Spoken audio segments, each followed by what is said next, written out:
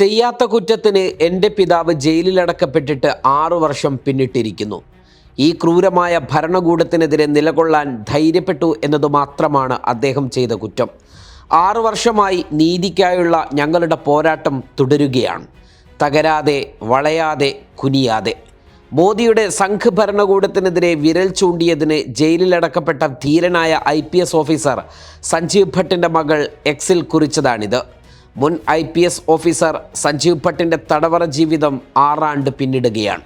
ഗുജറാത്ത് കലാപത്തിൽ നരേന്ദ്രമോദി സർക്കാരിന് പങ്കുണ്ടെന്ന് വെളിപ്പെടുത്തിയതിൻ്റെ പേരിൽ പ്രതികാര നടപടികൾ നേരിടുന്നതിനിടെയാണ് 2018 22 വർഷം മുൻപ് നടന്ന സംഭവത്തിൽ അറസ്റ്റ് ചെയ്യപ്പെടുന്നത്.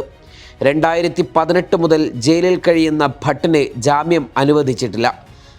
നിരവധി താക്കീതുകളും ഭീഷണികളും താണ്ടി നീതിക്കായുള്ള പോരാട്ടത്തിൽ ഉറച്ചു നിൽക്കുകയാണ് ആ ധീരനായ ഉദ്യോഗസ്ഥൻ്റെ കുടുംബം. നീതിക്കായുള്ള ഞങ്ങളുടെ പോരാട്ടം തുടരും, സഞ്ജീവ് ഭട്ടിൻ്റെ ഭാര്യ ശ്വേത ഭട്ട് സമൂഹമാധ്യമങ്ങളിൽ കുറിച്ചു. സഞ്ജീവ് ഭട്ടിൻ്റെ അന്യായമായ തടവ് ശിക്ഷ ഇന്ന് 6 വർഷം തികയുന്നു. അദ്ദേഹത്തിൻ്റെ ധാർമ്മികതയെ ഇല്ലാതാക്കാൻ അവർ ശ്രമിക്കും. കാരണം തൻ്റെ സത്യങ്ങളാൽ അദ്ദേഹം അവർക്ക് ഭീഷണി സൃഷ്ടിച്ചിരുന്നു എന്നാണ് ശ്വേത ഭട്ട് കുറിച്ചത്. നരേന്ദ്രമോദി സർക്കാർ 2002 ഗുജറാത്ത് വംശഹത്യയ്ക്ക് ഒത്താശ ചെയ്തു എന്ന് സുപ്രീം കോടതിയിൽ സത്യവാങ്മൂലം നൽകിയ ഉദ്യോഗസ്ഥനാണ് സഞ്ജീവ് ഭട്ട്.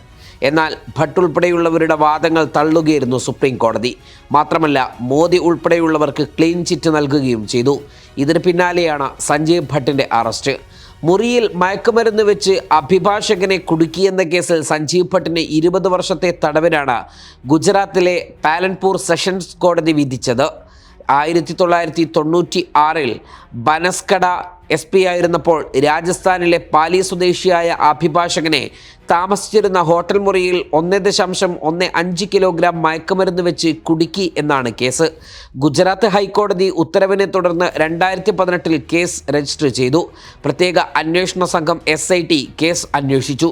സംഭവം നടന്ന് 22 വർഷത്തിന് ശേഷം 2018 സെപ്റ്റംബർ 20 ഭട്ട് അറസ്റ്റ് ചെയ്യപ്പെടുന്നത്.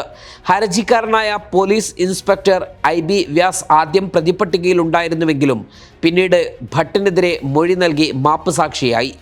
ജാംനഗറിൽ അഡീഷണൽ സൂപ്രണ്ടായിരിക്കെ കസ്റ്റഡിയിലെടുത്ത പ്രഭുദാസ് വൈഷ്ണവി എന്നയാൾ മരിച്ചത് കസ്റ്റഡി പീഡനത്തെ തുടർന്നായിരുന്നു എന്ന കേസിൽ 2018 സെപ്റ്റംബർ 5 സഞ്ജീവ് ഭട്ടിനെ ഗുജറാത്ത് പോലീസ് അറസ്റ്റ് ചെയ്യുന്നു. ഇതിൽ 2019 ജാംനഗർ സെഷൻസ് കോടതി ജീവപര്യന്തം തടവ് വിധിക്കുകയും ചെയ്തു. ഗുജറാത്ത് കലാപവുമായി ബന്ധപ്പെട്ട് അന്നത്തെ മുഖ്യമന്ത്രി നരേന്ദ്രമോദിക്കെതിരെ സഞ്ജീവ് ഭട്ട് തെളിവ് നൽകിയതോടെയാണ് സംസ്ഥാന സർക്കാരിൻ്റെ കണ്ണിലെ കരടാവുന്നത്. തുടർന്ന് അദ്ദേഹത്തിനെതിരായ കേസുകൾ BJP സർക്കാർ സജീവമാക്കുകയായിരുന്നു. ന്യൂസ് ഡെസ്ക് സുപ്രഭാതം.